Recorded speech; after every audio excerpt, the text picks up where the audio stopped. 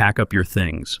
How I got fired at 2:30 a.m. and watched $4. $2 billion disappear by noon. Listen, I'm not the kind of guy who tells stories for sympathy. At 52, I've seen enough corporate bullshit to fill a library. But what happened 3 months ago at Meridian Financial in Chicago? That was different. That was war. My name is Thomas Warren, and for 15 years I was the senior systems architect who kept their trading algorithms humming. While the hotshots in suits collected bonuses for closing deals, I was the invisible guy making sure Tokyo's morning trades didn't crash into London's closing bell. My code wasn't glamorous, but it moved billions without missing a beat. I'd given up everything for that place. Missed my kid Michael's graduation because of a system emergency. Worked through my divorce because the markets never sleep. Even skipped my father's funeral when Singapore had a meltdown that needed my immediate attention. I told myself it mattered, that the sacrifice meant something. Bradley Thornton never saw it that way. Our VP of operations was one of those MBA types who thought experience was just legacy thinking. At 45, he had all the corporate buzzwords but couldn't debug a line of code if his life depended on it. To him, I wasn't a craftsman who'd built something lasting. I was an obstacle to his CEO ambitions. For months, I'd watched him circle like a vulture. He'd bring in consultants to evaluate our operational efficiency. He'd hold meetings about streamlining processes where my 15 years of institutional knowledge got dismissed as resistance to change. The writing was on the wall, but I figured my track record would protect me. 3 years until retirement. I just had to keep my head down. That's why the email hit me like a freight train. 2:30 a.m. on a Tuesday morning marked urgent. Immediate response required. Trading algorithm synchronization directive. My phone buzzed on the nightstand, but for once in 15 years, I didn't wake up. The Ambien had finally won. By 8:47 a.m., I was sitting in HR with my badge already deactivated and a termination letter with yesterday's date. Bradley stood there in his $1,000 suit, each word clipped and rehearsed. You failed to respond to a critical directive. This kind of negligence puts the entire firm at risk. The irony burned. 15 years of perfect response times, and the one night I slept through an email became my execution. But here's what really twisted the knife. The paperwork was already printed. The decision had been made before I ever failed to respond. I'd been set up, and we both knew it. Walking out of that building felt like a death march. 15 years of my life reduced to a cardboard box and a security escort. My team, guys I'd mentored, taught everything they knew, couldn't even look me in the eye. I got it. Mortgages, kids, college funds. Nobody wanted to be next on Bradley's hit list. But Kyle Rodriguez was different. 28 years old, sharp as hell, and the closest thing to a son I had at work. As security walked me past his desk, he slipped me something. A folded piece of paper, quick as a pickpocket. The system remembers everything, he whispered without looking up from his screen. I didn't open it until I reached Murphy's Pub 3 blocks away. The place was nearly empty at 10 in the morning. Just a few day drinkers and the bartender who'd seen better decades. My hands were shaking as I unfolded Kyle's note. Check the compliance logs. Bradley's override signature is all over the 2:30 a.m. directive. The bastard signed your name to it. My blood went cold. That email wasn't just a trap, it was forgery. Bradley had used my administrative credentials to push through a directive that violated every protocol I'd spent years building. Then he sat back and waited for me to fail to respond to his own illegal command. I pulled out my laptop right there in the bar, hands trembling with rage. My access should have been killed, but Kyle was right. The system remembered everything. Deep in the architecture I'd built was a hidden compliance monitoring protocol, something I'd coded years ago as insurance against exactly this kind of corporate backstabbing. There it was, clear as daylight in the audit trail. Override authorization, T. Warren, executed by B. Thornton 022743. The smoking gun time-stamped and logged. Bradley had committed fraud using my credentials, then fired me for not responding to his own fabricated emergency. The bartender asked if I wanted another beer. I'd already finished 3 without realizing it. The alcohol was mixing with 15 years of suppressed anger, creating a cocktail of rage that made my vision blur. Instead of staying cool and planning my next move strategically, I let emotion take the wheel. I drove straight back to Meridian's parking garage and waited. When Bradley strutted out at 6 p.m., still basking in his victory, still wearing that smug smile that said he'd gotten away with it, I couldn't contain myself anymore. "Enjoy the fraud charges," I said, shoving printouts of the logs in his face.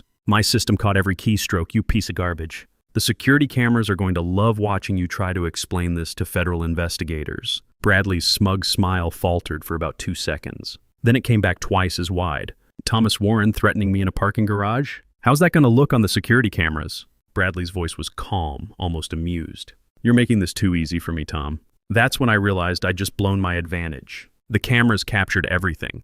Me looking unhinged, him playing the victim. Worse, I'd shown my hand. He now knew about the compliance logs, knew what evidence I had, and had time to prepare his defense. Within 48 hours, Bradley's counterattack began. Suddenly, I was a disgruntled former employee making terroristic threats. A private investigator started calling my neighbors in Oak Park, asking about my mental state and financial difficulties. Stories leaked to the Chicago Tribune about system sabotage and insider trading investigations. The bastard was trying to destroy me before I could destroy him. I needed help, and there was only one person who knew where all the bodies were buried. Dick Patterson, my old department head. Dick had retired 6 months earlier after 35 years at Meridian. He'd been my mentor, my protector, the guy who taught me everything about navigating corporate politics while keeping your integrity intact. But when I called him, desperate and running out of options, Dick's voice went cold. Tom, I can't get involved in this. My pension doesn't vest for another 4 months. Nancy's medical bills are bleeding us dry, and if Meridian decides to review my retirement package... He trailed off, but I heard the fear. I'm sorry, son. I really am.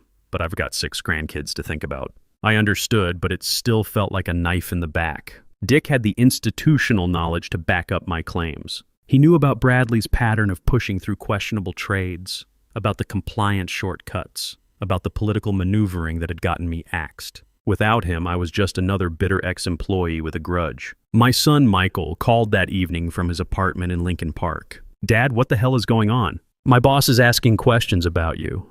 There are reporters calling the office. He sounded tired, older than his 24 years. I need to know if any of this stuff about sabotage is true. The doubt in his voice cut deeper than Bradley's betrayal. My own kid was wondering if his father was a criminal. I tried to explain about the fraud, about Bradley's manipulation, about the evidence I'd uncovered. But all he heard was that his dad was at the center of a corporate scandal that was threatening his own career at a competing firm. Maybe you should just let it go, Dad. Start over somewhere else. This fight isn't worth destroying both our lives over. But I couldn't let it go. Not when I was right.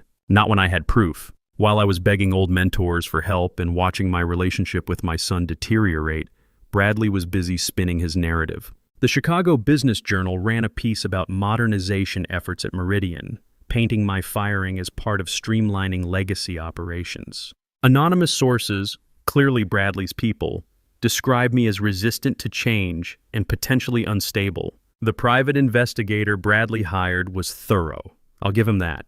Within a week, neighbors were getting calls asking about my drinking habits, my financial situation, whether I'd seemed angry or erratic lately. The guy even contacted my ex-wife in Arizona, fishing for dirt about our divorce 8 years ago. Bradley's real masterpiece came when he leaked a story to the Tribune about a disgruntled systems architect who might have sabotaged Meridian's trading platforms before his termination. The article didn't name me directly, but anyone in the Chicago financial community could connect the dots. Suddenly, I wasn't just unemployed, I was radioactive. But Bradley had made one crucial mistake. His fraudulent directive wasn't just sitting in some hidden log file. It was actively corrupting the trading system in real time. On Thursday morning, exactly 1 week after my termination, the trading algorithms started showing stress fractures. Nothing dramatic at first, just tiny timing discrepancies that most people wouldn't notice. Millisecond delays, that shouldn't matter in normal circumstances. Except in algorithmic trading, milliseconds are lifetimes, and I designed those systems to be incredibly sensitive to timing irregularities. One small hiccup cascades into bigger problems, and bigger problems spiral into complete system failure. It's a feature, not a bug. Better to shut down gracefully than execute bad trades that could bankrupt clients. Kyle texted me updates throughout the day. Asian markets closing with errors. European session showing lag. Tom, it's falling apart exactly like you always warned it would. The beautiful irony wasn't lost on me. Bradley's 2:30 a.m. directive, the fraudulent one that got me fired, had introduced a timing conflict into the core synchronization protocol. My system was trying to execute trades according to parameters that made no mathematical sense. It was like asking a calculator to divide by 0 over and over again. By Friday afternoon, the cascade was unstoppable. Trade confirmations were bouncing back from exchanges. Settlement systems were rejecting transactions. The compliance algorithms I'd built to catch irregularities were now catching everything because everything was irregular. I sat in my living room watching Bloomberg News report on technical difficulties at Meridian Financial. The talking heads used words like temporary disruption and minor adjustments, but I could read between the lines. This wasn't a glitch. This was systematic collapse. My landline rang at 11 p.m. Dick Patterson's name on the caller ID. Tom, Dick's voice was different now. Older, scared. My pension just vested this morning. Early release due to health concerns. He paused, and I could hear him breathing heavily. Nancy's been telling me for weeks that I'm a coward. She's right. When can we meet? The cavalry was finally coming, but I wondered if it would be too late. We met Saturday morning at a diner in Elmhurst, halfway between our suburban homes. Dick looked like he'd aged 5 years in the 6 months since retirement. His hair was completely gray now, and there were worry lines around his eyes that hadn't been there before. I've been thinking about what you said, Tom, about Bradley's pattern of behavior. He stirred his coffee absently. I kept quiet about things I should have reported. Trades that didn't make sense. Override commands that bypassed risk management protocols. I told myself it wasn't my job to police every decision, that I was just months away from retirement. Dick pulled out a manila envelope thick with documents, but I kept copies of everything. Every questionable directive, every compliance shortcut, every time Bradley pressured the trading desk to execute orders that violated our own risk parameters. I never thought I'd need them, but the evidence was damning. Dozens of instances over the past 2 years where Bradley had pushed through trades that should have been flagged by compliance systems. Pattern recognition reports showing suspicious timing on derivative purchases that coincided with his access to confidential client information. Risk assessment overrides that had cost the firm millions in exposure. This is securities fraud, Dick. Multiple counts. Why didn't you report this when it happened? He looked older than his 59 years. Because I'm a coward, Tom. Because I had 18 months left until full pension, and Nancy's cancer treatments were costing us everything insurance wouldn't cover. Because I convinced myself that keeping my head down and protecting my family was more important than doing the right thing. The guilt in his voice was palpable, but here's what really sealed it for me. Dick had kept meticulous records of every conversation with Bradley, including recorded phone calls where Bradley explicitly instructed him to ignore compliance protocols. One recording in particular made my blood boil. Bradley's voice, clear as day. Dick, I need you to process these trades without running them through risk assessment. If Warren's systems flag them, tell him they're pre-approved executive orders. We can't let his overcautious algorithms kill deals that could make us millions. There it was. Proof that Bradley had been systematically bypassing the safety systems I'd built, using Dick as an unwilling accomplice. No wonder the timing conflicts in my code had finally reached a breaking point. By Monday morning, the financial press was calling it Black Monday Redux. By Monday morning, the cascade failure reached critical mass. What started as timing discrepancies had metastasized into complete system paralysis. Trading algorithms that should have processed thousands of transactions per second were stuck in infinite loops, trying to reconcile Bradley's impossible directive with mathematical reality. I watched the carnage unfold from my kitchen table, laptop open to news feeds and trading dashboards. At 9:47 a.m. Eastern, Meridian's high-frequency trading desk went dark. By 10:15, their options market-making operation had ceased functioning. Settlement systems that handled billions in daily transactions were spitting out error codes I'd programmed to prevent exactly this scenario. The irony was brutal. My safety protocols, designed to shut down gracefully when detecting fraud or corruption, were working perfectly. The system was protecting itself from Bradley's contaminated directive by refusing to process anything that touched the compromised synchronization protocol, which unfortunately was everything. Kyle sent me real-time updates from inside the building, emergency meetings on every floor, phones ringing nonstop. Bradley's running around like a chicken with his head cut off, screaming about legacy system failures and sabotage. The media picked up the story by noon. CNBC ran a breaking news banner, Meridian Financial experiences major trading system outage. Bloomberg reported billions in delayed transactions and regulatory scrutiny expected. But they were still treating it like a technical glitch, not understanding the true scope of what was happening. Because this wasn't just about Meridian anymore. Our algorithms connected to dozens of other financial institutions through interdealer networks. When our system started rejecting trades, it created a bottleneck that backed up across the entire Chicago trading ecosystem. Settlement delays at Meridian meant payment delays for pension funds, hedge funds, and international banks that relied on our infrastructure. By 2 p.m., the damage estimate hit $4.2 billion in frozen or failed transactions. 28,000 jobs across the financial district were affected as trading desks shut down operations rather than risk executing trades through unstable systems. The Chicago Mercantile Exchange issued a rare advisory warning about technical difficulties with major market participants. Dick Patterson called me at 3:17 p.m., his voice shaking. "Tom, I just got off the phone with my contact at the SEC. They've launched an emergency investigation. The automated compliance system you built? It's been sending violation reports to federal regulators since Thursday. Every irregular transaction, every protocol breach, every piece of evidence about Bradley's fraud, it's all sitting in some federal database with timestamps and digital signatures. My hidden insurance policy had worked exactly as designed. For years, I'd embedded automated regulatory reporting into the deepest layers of the trading system. If anyone tried to manipulate trades or bypass compliance protocols, the system would immediately alert the Securities and Exchange Commission. I'd never told Bradley about this feature because I'd never told anyone about it. The compliance monitoring system was my nuclear option, embedded so deep in the code architecture that removing it would require rebuilding the entire trading platform from scratch. Every override, every suspicious transaction, every protocol violation was automatically documented and transmitted to federal regulators in real time. Now that hidden fail-safe was Bradley's death sentence. The SEC had real-time documentation of his fraudulent directive, complete with metadata proving he'd used my credentials to authorize trades that violated federal regulations. They had evidence of the cascade failure his manipulation had caused. They had everything. But as I sat there watching billions disappear in real time, I realized something that chilled me to the bone. Winning this war was going to cost more than I'd ever imagined. The phone calls started Tuesday morning. First, it was Jennifer Walsh from the Chicago Tribune's financial desk. Then reporters from the Wall Street Journal, Bloomberg, even CNN's business unit. Everyone wanted to know about the mysterious systems architect whose code had brought down one of Chicago's largest trading firms. Some of the coverage was sympathetic.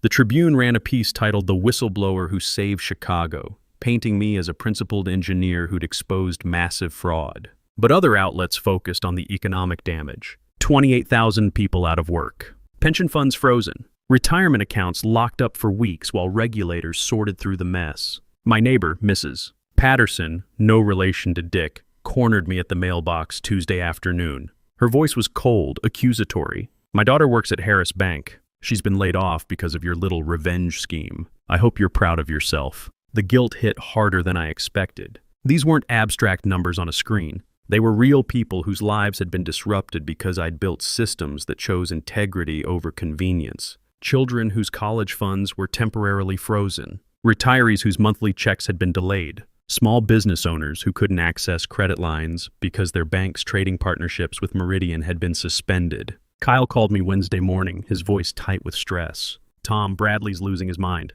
He's called 3 emergency meetings since yesterday, screaming about sabotage and terrorism. He's trying to get IT to trace the compliance reports back to you, but the system architecture is too complex. He's hired a team of outside consultants to find a way to blame this on you personally." The desperation in Bradley's actions was almost comical. He was drowning, grasping for any lifeline that might save his career. But the beautiful thing about automated systems is that they don't lie. Every log entry, every timestamp, every digital signature was mathematically verifiable. You can't spin mathematics. Still, I knew Bradley wouldn't go down without a fight.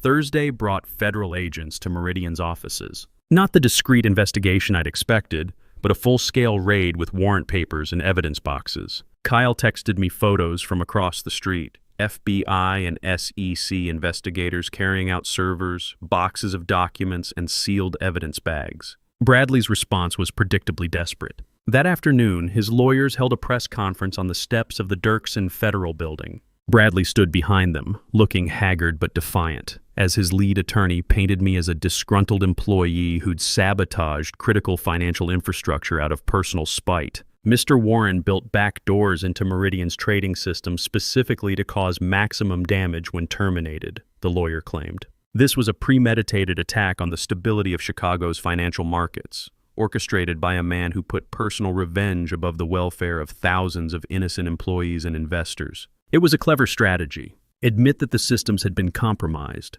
but blame the architect rather than the executive who'd corrupted them. Paint me as a cyber terrorist instead of a whistleblower. The narrative almost worked until Dick Patterson stepped forward. Friday morning, Dick held his own press conference, flanked by his attorney and a representative from the SEC's Whistleblower Protection Program. His voice was steady as he read from a prepared statement, but I could see his hands shaking slightly. I'm here today to provide testimony about systematic compliance violations at Meridian Financial under the direction of VP Bradley Thornton. For 2 years, I documented instances where Mr. Thornton ordered trading desk personnel to bypass risk management protocols designed by Thomas Warren. I have recordings of conversations where Mr. Thornton explicitly instructed staff to ignore compliance safeguards. Dick held up a USB drive. This contains 47 recorded conversations, internal memos, and trading records that prove Mr. Thornton's pattern of regulatory violations. Mr. Warren's systems didn't fail. They performed exactly as designed when they detected this systematic fraud. The press conference was a masterclass in calm, factual testimony. Dick laid out the timeline methodically. Bradley's arrival at Meridian 3 years ago, the gradual erosion of compliance protocols, the pressure on technical staff to disable safety features, and finally the fraudulent directive that triggered the system's defensive shutdown. But Bradley wasn't finished. His final desperate move came that evening when his private investigator released what he claimed were my personal financial records, suggesting I'd been planning this sabotage for months while secretly shorting Meridian's stock. The records were fabricated, of course, but convincing enough to plant doubt. Suddenly, my motivation wasn't whistleblowing, it was insider trading. The narrative shifted again. I hadn't just sabotaged the system out of spite, I'd profited from the chaos I'd created. My phone rang at midnight. My son Michael's name on the caller ID. Dad, I need to ask you something, and I need you to be completely honest. Dad, I need to ask you something, and I need you to be completely honest. Michael's voice was strained, tired. Did you know this would happen when you built those systems? Did you want it to happen? The question hit harder than any corporate backstabbing I'd endured. My own kid was wondering if his father was a saboteur. I tried to explain about safety protocols and fraud prevention, about the importance of system integrity over profit margins. But all he heard was that his dad's code had crashed the Chicago financial markets. I've been getting calls all week, Dad. Reporters, investigators, people from my company asking about our family connection. My manager thinks it would be better if there was some distance between our names for a while. He paused, and I could hear the pain in his voice. I'm getting transferred to the Denver office. The weight of those words settled on my chest like concrete. My fight for justice was costing my son his career in Chicago, forcing him to relocate because of the scandal surrounding our shared last name. I love you, Dad, but this is my career too. The line went quiet for a long moment. I hope it was worth it. After he hung up, I sat in my empty house wondering if anything was worth destroying your relationship with your child. The federal investigation was proceeding, the evidence was overwhelming, and Bradley would likely face serious prison time. But victory felt hollow when it came at the cost of driving away the person who mattered most. Saturday brought unexpected vindication. The SEC released a preliminary report that cleared me of any wrongdoing and confirmed that the trading system collapse was caused by fraudulent directives that violated federal securities regulations. More importantly, their forensic analysis proved that the fabricated financial records Bradley's team had released were completely false. The commission's statement was unambiguous. Mr. Warren's compliance monitoring systems performed exactly as designed when they detected systematic fraud. The automated shutdown protocols prevented significantly greater financial damage by stopping compromised trades before they could propagate throughout the broader financial network. Kyle called that afternoon with news from inside Meridian. Bradley's been suspended pending federal charges. The board voted no confidence yesterday. Security escorted him out this morning, and there are rumors about criminal prosecution for securities fraud, computer tampering, and identity theft. The endgame was finally approaching, but I knew the real test wasn't Bradley's downfall. It was whether I could rebuild the relationships his manipulation had damaged. Sunday evening, Dick Patterson knocked on my door. He looked older but more at peace than I'd seen him in months. "Nancy wants to invite you for dinner next week," he said. She says it's time we stopped being cowards and started supporting the people who do the right thing, even when it costs them everything.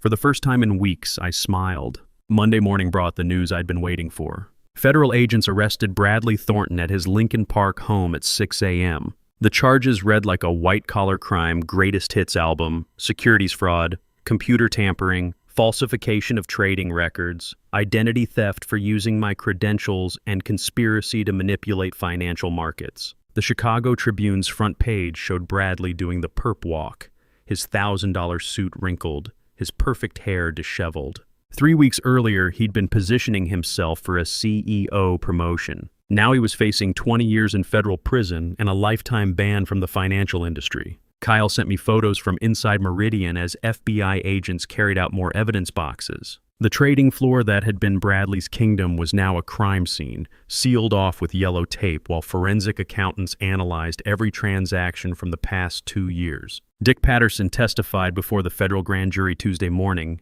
his 35 years of institutional knowledge finally put to good use. Kyle Rodriguez provided technical testimony that sealed Bradley's fate, explaining in precise detail how the fraudulent directive had cascaded into system-wide failure. The evidence was overwhelming, undeniable, and beautifully documented by the very compliance systems Bradley had tried to circumvent. I should have felt triumphant. Justice served, truth vindicated, the good guys winning for once. But victory came with a price tag I hadn't anticipated. The media attention made me radioactive in Chicago's tight-knit financial community. Sure, I was the whistleblower who exposed massive fraud, but I was also the guy whose systems had frozen $4.2 billion and cost thousands of people their jobs. Pension funds that couldn't process trades during the crisis. Retirement accounts locked up for weeks. Small traders who lost fortunes because they couldn't exit positions. My neighbor, Mrs. Patterson, stopped speaking to me entirely after her daughter lost her job at Harris Bank.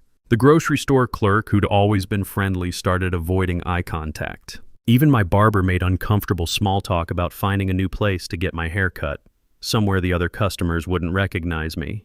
The financial press tried to paint me as a hero, but ordinary people saw something different. They saw a guy whose personal vendetta had cost them their livelihoods, their security, their faith in the system that was supposed to protect their investments. Jennifer Walsh from the Tribune called Wednesday evening with an offer I couldn't refuse. We want to do a full feature story about your side of this. Let you tell the real story about what Bradley did, how the system was supposed to work, why the safeguards you built were necessary. I agreed to the interview, but I knew it wouldn't change the fundamental reality. Being right doesn't erase the collateral damage. Exposing corruption doesn't heal the wounds it leaves behind. 3 months later, I accepted a consulting position with a Denver-based fintech startup called Apex Securities. The salary was 30% less than Meridian had paid me, but it was honest work building fraud-resistant trading platforms for smaller regional banks. The irony wasn't lost on me. My reputation as the guy who'd brought down a corrupt VP had made me unemployable at established firms, but invaluable to companies that wanted bulletproof compliance systems. The move to Denver was harder than I'd expected. Selling the house in Oak Park, packing up 15 years of memories, starting over in a city where nobody knew my name or my story. But it was also liberating. For the first time in decades, I could walk into a grocery store without seeing judgment in people's eyes. Michael and I talked every Sunday now, our relationship slowly healing. He'd settled into his new role in Denver's financial district, and we'd even had lunch a few times. The geographical distance had somehow made emotional closeness possible again. "Dad, I need to tell you something," he said during one of our calls. "I was angry for a long time about what happened. But my new boss here, he knows the whole story. He says what you did took guts, and that the financial industry needs more people willing to put integrity before convenience." Those words meant more to me than any vindication from federal prosecutors. Dick Patterson and I meet for coffee every few weeks now when I'm back in Chicago visiting. He retired with his full pension and Nancy's medical bills covered. Kyle got promoted to senior systems architect at Meridian. They needed someone who understood my code to rebuild what Bradley had broken. He sends me pictures of the new compliance dashboard he's built, incorporating lessons learned from our disaster. As for Bradley, his trial made national news. 22 years in federal prison, plus full restitution for the financial damages his fraud had caused. His wife divorced him before the sentencing, taking half of everything that hadn't been seized by federal asset forfeiture. His political connections evaporated the moment the handcuffs clicked shut. Last I heard, he was working in the prison laundry while his lawyers appealed his conviction. The federal prosecutor told reporters that Bradley's case would serve as a deterrent to other executives who thought they could manipulate financial systems for personal gain. Sometimes people ask me if it was worth it. Losing my home city, damaging my relationship with my son, watching thousands of innocent people suffer because I'd built systems that chose integrity over convenience. The answer isn't simple. Justice isn't free, and principles aren't profitable. 28,000 people lost jobs because of the chaos my systems prevented and created. Pension funds were disrupted. Small investors suffered losses. The collateral damage was real, and I carry that responsibility. But when I look at myself in the mirror, I see a man who refused to let corruption win, even when winning meant losing everything else. I see someone who built systems strong enough to protect themselves from the very people who tried to corrupt them. Bradley Thornton destroyed lives for personal advancement. My systems stopped him from destroying even more. Sometimes that has to be enough.